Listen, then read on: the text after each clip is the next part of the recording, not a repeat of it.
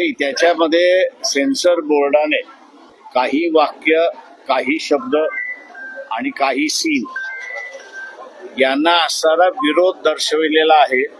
काही संघटनांनी पत्र लिहिली आहेत म्हणून सेन्सर बोर्डाला आमचं म्हणणं आहे की ती वाक्य, ती सीन हे महात्मा फुलेंच्या समग्र साहित्य जे महाराष्ट्र शासनाने प्रकाशित केलेला आहे त्याच्यातला तो असणारा हिस्सा आहे.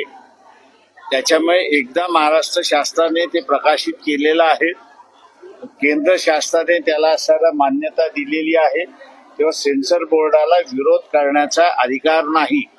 आणि सेन्सर बोर्ड हे जर विरोध आपला तसाच ठेवणार असेल तर सेन्सर बोर्डाचे जे मेंबर आहेत त्या मेंबरच्या घरासमोर असताना आम्ही निदर्शनं केल्याशिवाय राहणार नाही. याचं कारण की त्यांची विचारसरणी चालणार नाही, तर शासनाने मान्यता केलेली विचारसरणी आहे तीच या देशामध्ये राबवल्या जाईल.